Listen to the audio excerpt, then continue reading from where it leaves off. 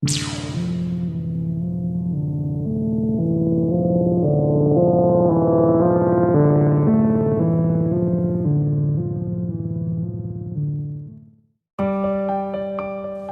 nggak kamu merasa kalau hati kamu tuh ada yang mengganjal, kayak nggak enak, sesak, ada yang tertahan sampai kamu tuh mau melakukan aktivitas apapun jadi nggak semangat. Mau makan aja juga nggak enak, seperti nggak ada gairah lagi buat hidup. Kalau saat ini kamu sedang mengalami hal itu, tandanya hati kamu sedang sakit, sedang lelah, sedang terluka dan sedang tidak baik-baik saja. Penyebabnya bermacam-macam. Bisa karena keadaan hidup kamu yang tak kunjung membaik, bisa jadi karena permasalahan yang terus-menerus datang, atau bisa juga karena sikap dan perlakuan kurang baik yang dilakukan oleh orang-orang terdekat dan teman-teman kamu terhadap diri kamu. Sebenarnya kita tidak perlu jauh-jauh mencari akar permasalahan kenapa hati kita bisa merasa sangat lelah dan terbebani. Percaya atau tidak, 90% yang menyebabkan hati kamu saat ini tidak baik-baik saja adalah tentang bagaimana cara kamu menyikapi dan memandang semua kejadian yang terjadi dalam kehidupan kamu. Meskipun terkadang kamu merasa sudah berusaha semaksimal mungkin untuk menjadi sebaik-baiknya manusia, tapi kenapa kamu tetap diberi kesulitan hidup yang membuat hati kamu tuh merasa lelah selelah-lelahnya? Meskipun juga terkadang hal yang membuat hati kamu lelah itu tidak sepenuhnya disebabkan oleh kamu, atau bahkan masalah itu hadir karena dibawa oleh orang lain masuk ke dalam kehidupan kamu. Tetap saja, bagi saya diri kita sendirilah yang menyebabkan hati kita semakin sakit dan terluka. Kok bisa sih diri kita sendiri yang jadi penyebab hati kita lelah dan terluka? Padahal kan sudah jelas banget kalau kita sudah mencoba menjadi orang baik. Terus tadi ada orang lain juga yang bikin hati kita sakit. Sangat-sangat normal kalau kita menyalahkan keadaan ini karena tidak adil kepada diri kita. Dan sangat-sangat masuk akal juga kalau kita menyalahkan orang yang memberi dan membawa luka ke dalam kehidupan kita. Memang benar itu suatu hal yang normal, tapi itu juga menjadi suatu kesalahan besar yang mungkin selama ini tidak pernah kita sadari. Kamu tahu nggak? Bahwa sikap kamu yang menyalahkan keadaan dan menyalahkan orang lain itu adalah hal yang membuat rasa sakit hati kamu tetap bertahan di dalam diri kamu. Bahkan bisa menjadi lebih besar dan bertambah parah setiap harinya. Misalnya dalam keseharian yang dijalani, kamu selalu berusaha memberikan yang terbaik dan menjadi orang baik dalam melakukan kegiatan apapun. Entah itu dalam suatu lingkungan pekerjaan, dalam hubungan pertemanan, serta di dalam lingkungan orang-orang terdekat kita seperti pasangan dan orang tua. Tapi anehnya, kenapa kok hal baik yang kamu lakukan itu nggak ada artinya sama sekali? Dan yang bikin kamu bingung, setelah melakukan hal baik, malah membuat hidup kamu sulit, malah bikin hati kamu sakit. Begini teman-teman, jika kamu memandang semua keadaan sulit atau kejadian yang tidak menyenangkan yang terjadi kepada diri kamu sebagai suatu hal yang negatif dan hal yang buruk, maka efek yang akan kamu terima dan kamu rasakan pada diri kamu pun juga akan buruk. Selain menyebabkan rasa lelah pada hati kamu, pandangan negatif atas apa yang terjadi pada hidup kamu juga bisa merubah sikap kamu dari orang yang tadinya baik menjadi orang yang tidak baik.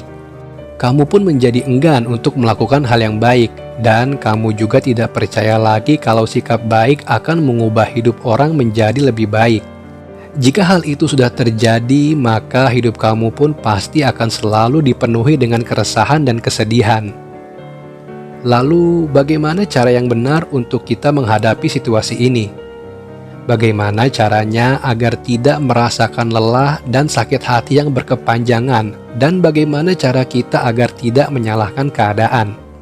Cara yang benar sebenarnya cuma ada dua kata, yaitu berpikir positif. Cara yang mudah dan sederhana tapi cukup sulit untuk dilakukan dan diterapkan. Karena berpikir positif itu membutuhkan kebesaran, kelapangan, dan keikhlasan hati untuk menerima keadaan yang sedang kamu alami. Tapi bukan berarti suatu hal yang mustahil untuk dilakukan. Tidak ada yang tidak mungkin jika kamu mau belajar dan mencobanya. Lagi pula, ini juga demi kebaikan hidupmu sendiri. energi yang kamu keluarkan juga akan sepadan dengan hasil yang akan kamu terima. Anggaplah situasi sulit yang kamu alami saat ini sebagai pembelajaran, bukan sebagai beban. Anggaplah kesedihan yang kamu rasakan saat ini sebagai sebuah pengorbanan, bukan sebagai cobaan. Dan anggaplah segala permasalahan yang ada dalam hidup kamu sebagai suatu dorongan bagi kamu untuk memperbaiki diri. Dengan cara seperti ini, segala pikiran negatif yang ada dalam diri kamu pun perlahan mulai hilang. Kamu juga tidak akan lagi menyalahkan keadaan. Hati kamu pun akan lebih plong dan ringan ketika pikiran kamu dipenuhi dengan hal-hal positif. Percayalah teman, marah dan menyalahkan keadaan itu tidak akan pernah membuat hati dan dirimu menjadi lebih baik. Hal itu justru malah akan membuat hati kamu semakin sakit dan sempit. Malah akan membuat hidup kamu semakin sulit dan rumit. Dan hal itu juga akan membuat kebaikan terus menjauh dari kehidupan kamu. Mulai dari sekarang, detik ini juga, buang semua segala pikiran negatif yang ada di kepala kamu. Ubahlah cara pandang dan sikap kamu terhadap kesulitan yang kamu alami. Latih dan biasakan diri kamu untuk tetap berpikir positif terhadap setiap permasalahan yang terjadi. Jika itu terlalu sulit, maka paksa diri kamu untuk melakukannya. Terkadang, kita memang harus memaksakan diri untuk menerapkan hal-hal yang baik kepada diri kita. Selain karena keadaan, hati kamu juga bisa dibuat lelah dan gelisah akibat perlakuan serta sikap yang dilakukan oleh orang-orang yang ada di sekitar kamu. Sikap, kata-kata, dan perilaku mereka terkadang bisa sangat melukai hati dan perasaan kamu. Hal ini pastinya membuat kamu jengkel hingga kamu berpikir untuk membalas perbuatan mereka atau kamu merasa harus melakukan pembelaan diri untuk menepis segala perkataan serta tuduhan mereka terhadap diri kamu tidaklah benar. Rasa jengkel dan keinginan untuk membalas inilah yang sebenarnya membuat luka yang ada di hati kamu itu tetap bertahan, berkembang, dan bahkan berubah menjadi kebencian. Seperti yang saya katakan di awal tadi, kalau luka yang ada di hati kita 90%-nya itu disebabkan karena sikap dan cara pandang kita dalam menghadapi setiap masalah yang datang.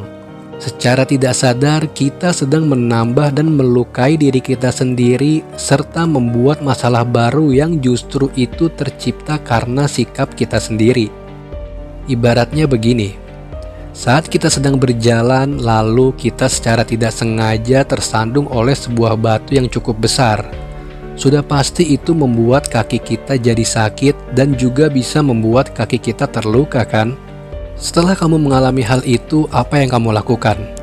Apakah kamu akan berusaha menghancurkan batu itu untuk membalas luka yang telah kamu berikan pada kaki kamu? Atau kamu fokus dan berusaha meredakan rasa sakit serta menyembuhkan luka di kaki kamu akibat tersandung batu tadi? Normalnya kamu pasti akan fokus untuk menyembuhkan dan meredakan rasa nyeri pada kaki kamu dong. Karena nggak mungkin kamu marah-marah sama batu, dan itu juga nggak akan membantu menghilangkan rasa sakitnya. Begitupun dengan cara kita menyikapi dan menghadapi orang yang menyakiti dan melukai hati kita. Kita tidak perlu melakukan pembelaan diri kepada orang yang memang dari awal sudah tidak suka sama kita. Apapun yang kamu lakukan, itu akan menjadi suatu hal yang salah di mata mereka. Dan kamu hanya akan membuang energi dan tenaga kamu sendiri jika terus memaksa mereka untuk bersikap baik kepada kamu. Membalas dan merespon orang yang telah menghina, menjelekan, dan berkata buruk tentang kamu hanya akan membuat luka hati kamu bertambah besar. Semakin kamu balas mereka, maka hati kamu akan semakin lelah dan goyah. Semakin kamu respon dan menyalahkan si pembuat luka, maka luka hati kamu pun akan semakin bertambah parah.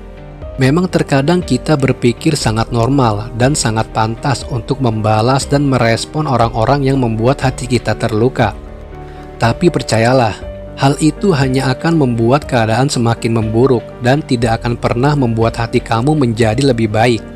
Makanya, mulai saat ini berhentilah untuk merespon dan menanggapi orang-orang yang membuat hati kamu sakit.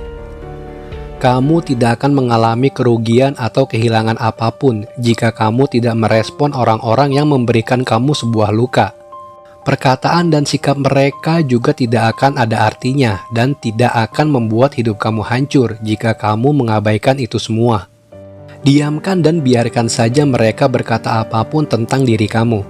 Karena orang yang benar-benar mengenal kamu dan tahu siapa sesungguhnya diri kamu, mereka tidak akan butuh yang namanya pembuktian dan pembelaan dari kamu. Dengan diam dan mengabaikan tentunya belum cukup untuk mengobati luka hati yang ada pada diri kamu. Pasti masih ada rasa jengkel dan kesal terhadap orang-orang yang melukai hati kamu. Agar luka itu bisa hilang, kamu harus memaafkan dan mendoakan orang itu. Mintalah kepada Tuhan agar si pembuat luka ini diberikan hidayah dan dibukakan hatinya untuk kembali ke jalan yang benar. Di awal-awal memang sulit dan terasa berat banget untuk mendoakan dan memaafkan orang yang jelas-jelas membuat hati kita sakit dan terluka. Tapi untuk membuat hati dan hidup kamu lebih baik, kamu harus dan wajib mencoba cara ini. Karena dengan sekedar kita memaafkan dan mendoakan saja, itu rasanya hati kita sendiri yang jadi lapang. Perasaan sesak dan lelah di hati kita perlahan-lahan akan mulai pudar. Ketika kita sudah terbiasa mendoakan orang yang menyakiti hati kita, lama-kelamaan hati dan hidup kita akan menjadi lebih tenang dan damai dari sebelumnya. Kita tidak perlu bersusah payah untuk mengendalikan dan mengubah sesuatu hal yang memang tidak bisa kita ubah. Kita hanya harus fokus merubah sesuatu hal yang bisa kita ubah saja, yaitu dengan cara mengendalikan diri, mengendalikan emosi, serta merubah sudut pandang dan cara kita dalam menghadapi segala permasalahan yang terjadi pada diri kita. Hadapilah segala kesulitan dan masalah yang ada dalam hidupmu dengan pikiran yang positif. Doakan dan maafkanlah semua orang-orang yang telah membuat dirimu terluka. Ketika perbuatan buruk dibalas dengan hal buruk, maka dampak yang akan didapatkan juga buruk. Tapi, jika hal buruk kamu balas dengan suatu hal yang baik, maka efek yang akan kamu terima nanti berupa suatu hal yang baik juga. Meskipun sampai detik ini belum ada tanda-tanda kebaikan yang datang dalam kehidupanmu, tapi setidaknya kamu sudah bisa merasakan ketenangan dan kedamaian hadir ke dalam hatimu. Teruslah berbuat kebaikan, dan biarkan waktu yang menjawab semua kebaikanmu. Yakin dan percayalah,